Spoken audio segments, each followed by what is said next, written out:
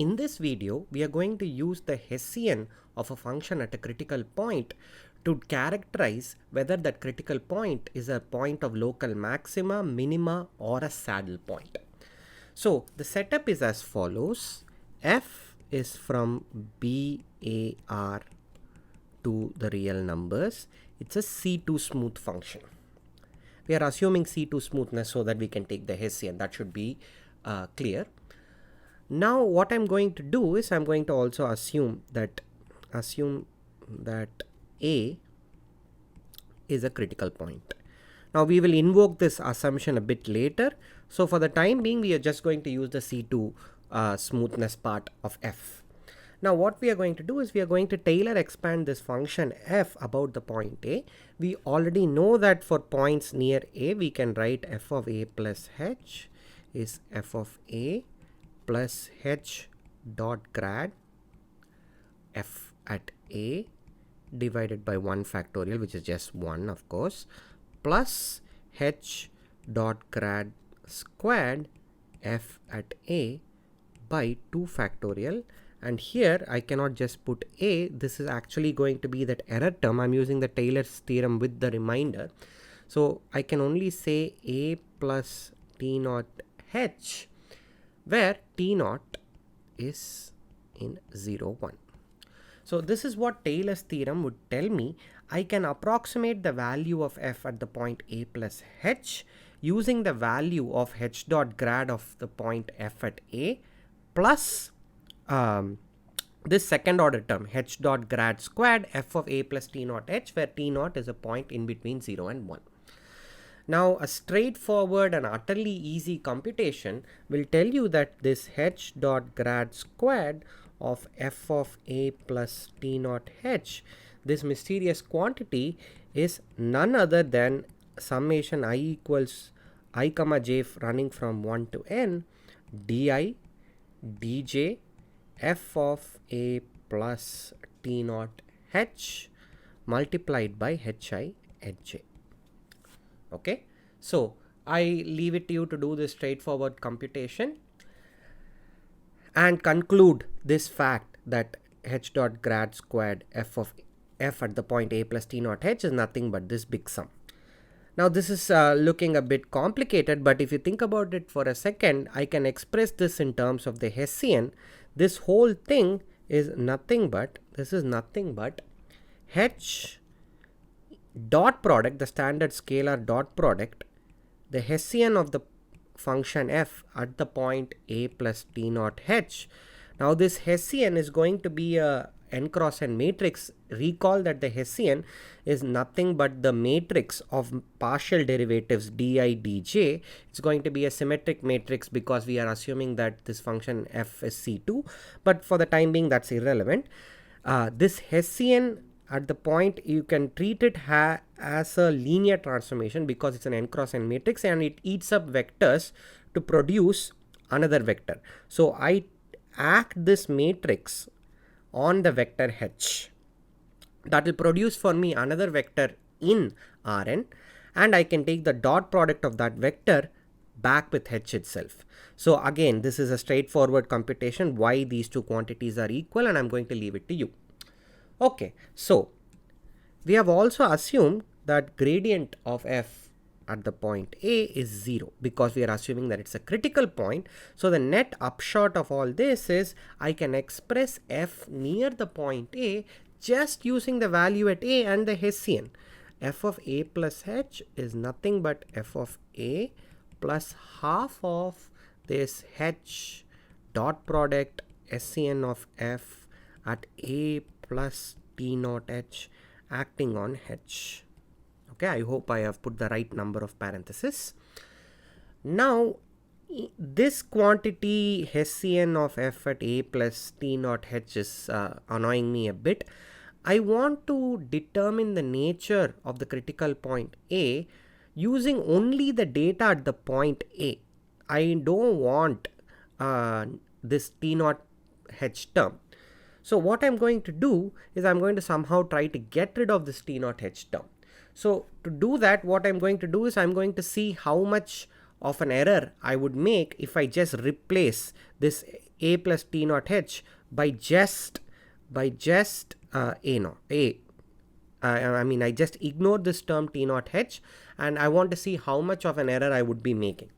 Okay, so what I'm going to do is I'm going to consider norm of h dot the Hessian of f at a plus t naught h acting on h minus h dot product Hessian of f at the point A. So this is solely to determine how much of an error I am making by replacing the term a plus t naught h inside the Hessian by just a. So I want to analyze this term. Now what I do is, first I notice that I can take the dot product outside and then apply Cauchy-Schwarz. I can say this is less than or equal to norm h times this difference of Hessian of f at a plus t naught h acting on h minus one second, I made a minor error in the previous step. I forgot a h. There's a h here also. Okay, yeah. So what this will lead me to is I would get hf a acting on h. Okay, so this step is just this inequality is just Cauchy-Schwarz.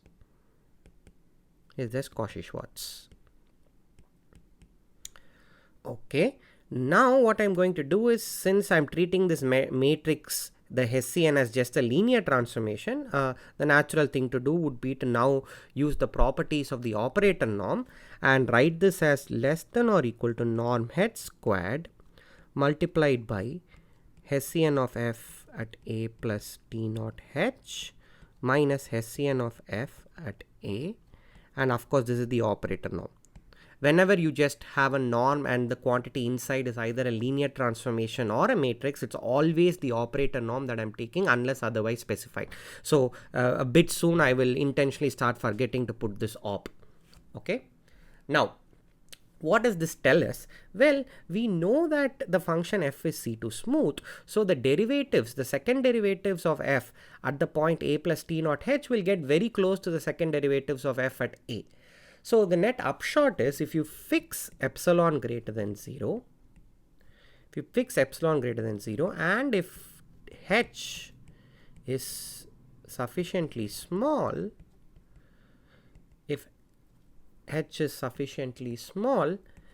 it follows that I can make that quantity,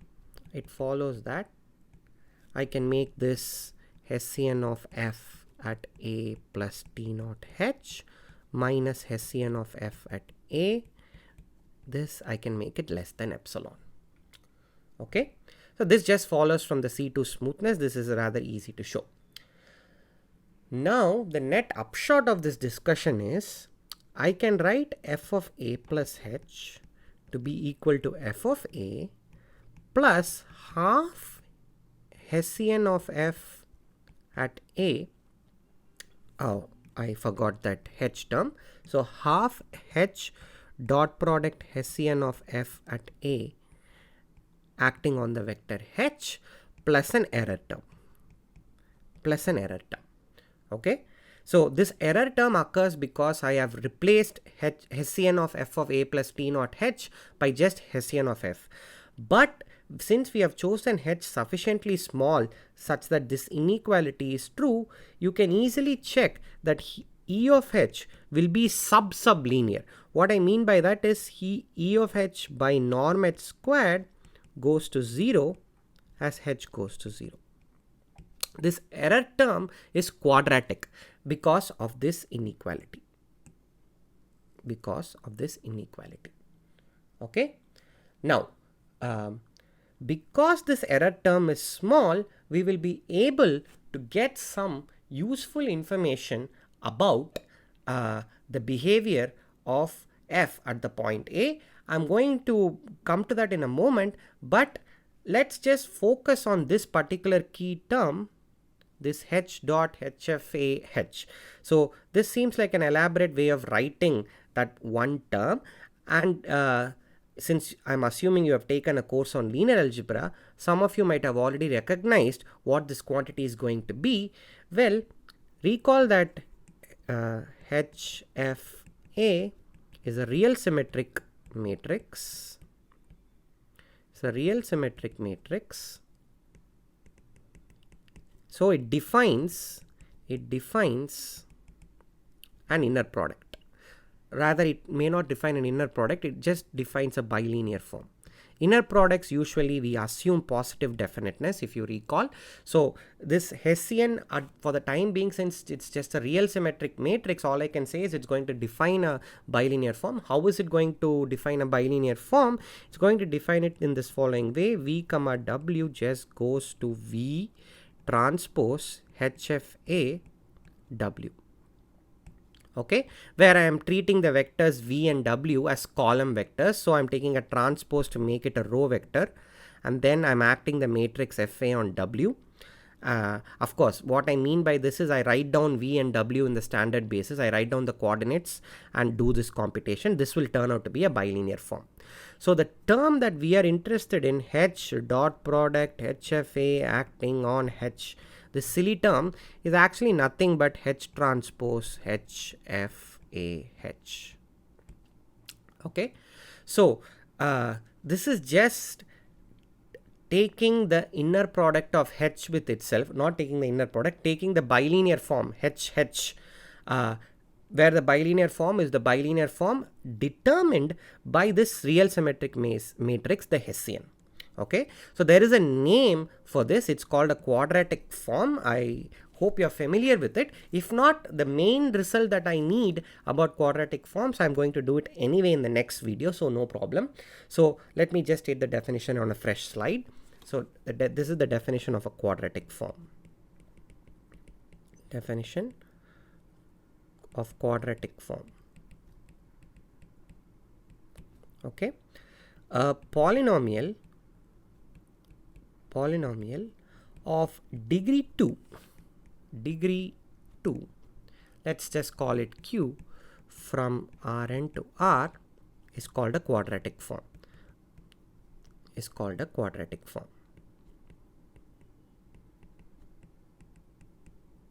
Okay, so the definition is utterly straightforward. In fact, you could have guessed what it is just from the name. So the key part is that symmetric matrices determine quadratic form. If A is a n cross n symmetric real matrix, then it determines a quadratic form,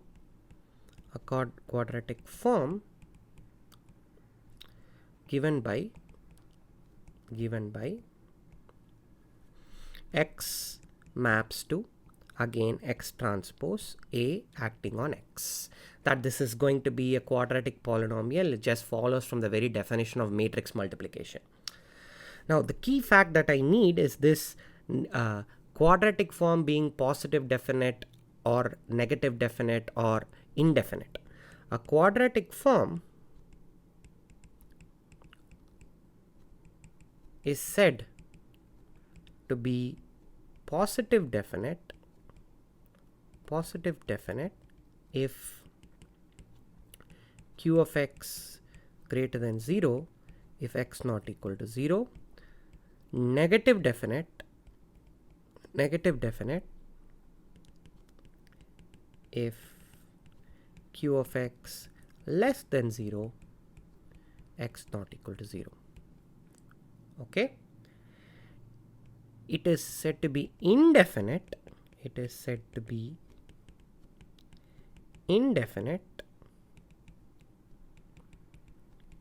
it takes both positive and negative values.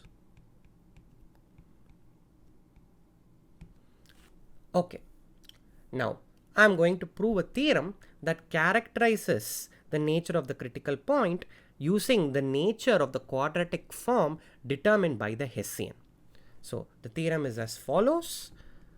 I am sure you would have used this theorem, at least the special case when n equal to 2 or 3, in a basic course in multivariable calculus. So the setup is as follows: f from BAR to R is C2 smooth, and A is a critical point. Then A is a point of maxima if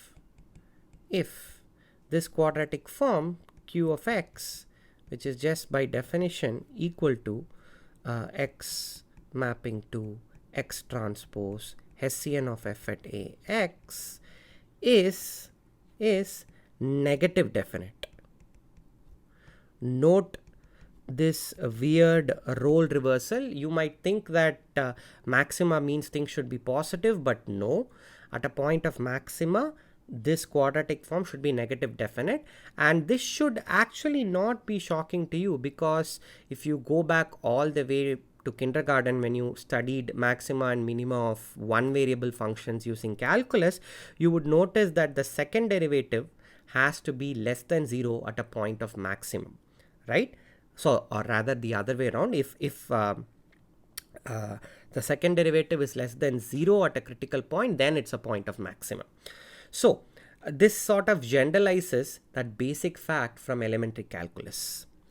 In a similar way, if q is positive definite, then q is not q, A is a local minimum. If q is indefinite, then no prices here for you, then A is a saddle. Okay, so we are going to prove this. Most of the proof is already done in the discussion above. Let's just finish up the details. What we have to do is the following. We already know that f of a plus h is f of a plus half the Hessian of f at a. Again, I keep forgetting to put let me just put q of h. Let me be lazy, I have earned that right, plus the error term. Okay, and we know that this error term is small, it's sublinear. This quantity goes to 0 as h goes to 0. Okay, now we are going to just prove one case and leave the analogous case to you. I'm going to assume q is positive definite and end up proving that this is a point of local minimum. I'm going to leave the negative definite case to you. Now what this means is that q of h is of course greater than 0. Okay, now q is continuous. As q is continuous and positive on Rn set minus 0, it must attain a minimum on the unit sphere in Rn, right?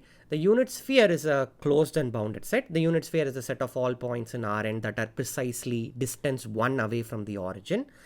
This unit sphere is of course a closed and bounded set. Therefore, by the Heinz-Borel theorem for Rn, we know that it's going to be a compact set, and we have also seen that continuous functions on compact sets must attain their maxima and minima. So it must attain a minimum value, and this minimum value, this is the key, this minimum is strictly greater than 0. Because it does not take the value 0 at any point on the sphere, this minimum must be strictly greater than 0. So I'm just going to call it, say, m, little m. Okay. Now what this essentially means is that q of x is q of h q of any vector h, this is going to be greater than or equal to m norm h for all h in Rn. Okay, why is this the case? Well, actually this is going to be norm squared, m norm h squared. Why is this the case? Because what will happen is, if you know that q of h by norm h,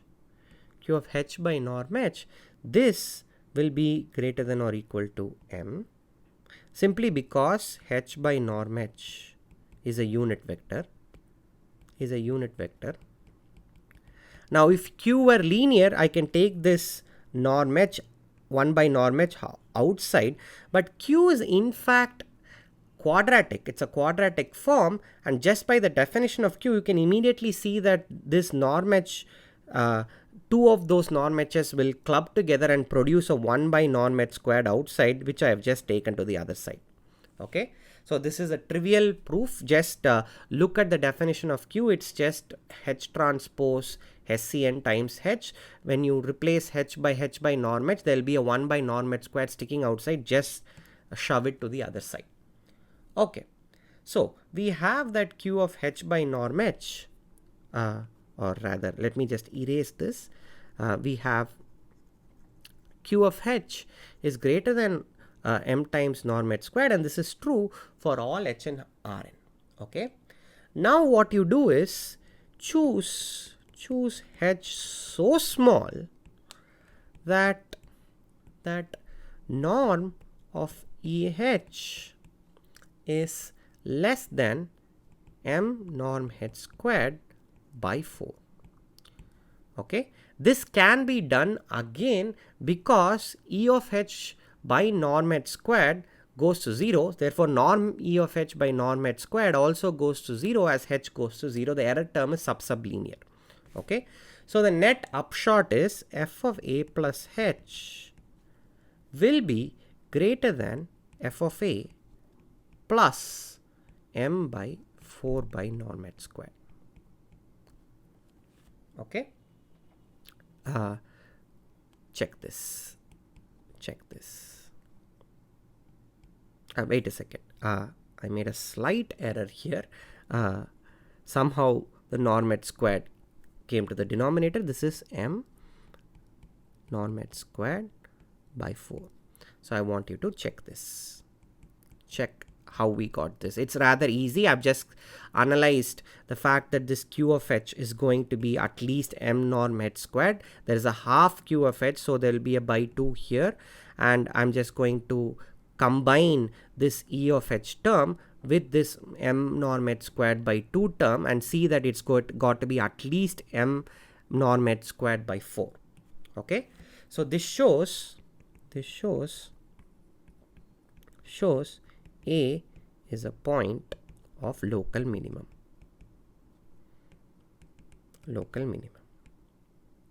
Okay, so I'm going to leave the proof for you when the Hessian is negative definite. I conclude that A is a point of local maximum in the exact same way. Now, one case remains. Suppose Q is indefinite. What this means is that it takes positive and negative values on Rn, but because Q is a quadratic form, you can scale a vector x where Q takes a negative value. So if Q of x is less than 0, you can easily see that Q of tx will also be less than 0, where t is any real number. So this just means that there are vectors of any given length at which Q is positive and at which Q is negative as well. The moment there are two vectors x and y, where at one point Q of x is positive, at the other point Q of y is negative, then I can just scale these vectors around and continue to get vectors of any length that I desire at which Q takes positive values or Q takes negative values. So what this means is I can find unit vectors x and y such that q of x is less than 0, q of y is greater than 0. Okay. Now what you do is set m to be the just set m1 to be q of y and m2 to be q of x. Okay, and set m to be the minimum of these two values, not just the minimums. M1 comma minus m2, set it to be the minimum of m1 and minus m2. Okay, now we use the observation that I had said before, that when you scale the vectors by t, when you scale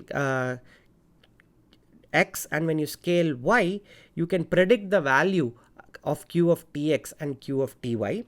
From that, a very simple computation will tell you that f of a plus tx is greater than f of a plus m divided by 4t square. Okay, and similarly you can conclude that f of a plus ty, I think I got the inequality reversed, this is less than, and I can conclude that f of a plus ty would be greater than f of a minus m by 4t squared. And note m is positive by the way I have defined m. Okay, and this is true. This is true for all t. This is true for all t. Hence a is a saddle point.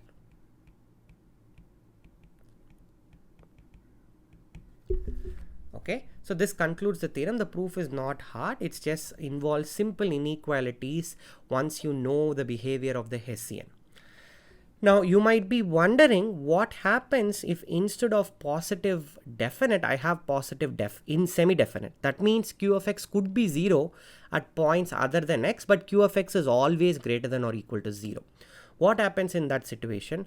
What happens if it's positive negative semi-definite? Q of x is less than or equal to 0, but at some point it is in fact 0 and x is not 0. What happens to these cases? Well, you can't really predict what happens, and there's an exercise in the notes where I give you three example functions and ask you to work out what happens to these functions at the critical point. Okay, so this is essentially determining the nature of a critical point using the Hessian. Still the question will arise, if I am given this Hessian matrix, how do I know whether it's positive definite or negative definite? Well, one criteria, if you have taken a sophisticated course in linear algebra, not just a basic first course, you might have heard the word spectral theorem. If you have learned the spectral theorem, this will be rather easy to show. You can show that this quadratic form will be positive definite if and only if all the eigenvalues are greater than 0, and negative definite if and only if all the eigenvalues are less than 0, and indefinite if and only if some eigenvalues greater than 0 and some eigenvalues less than 0. So the spectral theorem will immediately tell you how, and determining the eigenvalues is not that hard. It just involves some computation, at least in the 2 by 2 and the 3 by 3 case, which is mostly what we are interested in. In those cases it's rather easy, but for sophisticated applications like the thing that Google uses or NASA uses, you will typically not be dealing just with 2 by 2 or 3 by 3. So there finding the eigenvalues is not so easy. There is another elementary way of finding out whether a particular quadratic form is positive definite or negative definite. That's by what is known as completing the squares. That's an elementary way of seeing whether a quadratic form is positive definite or negative definite. We will see that in the next video.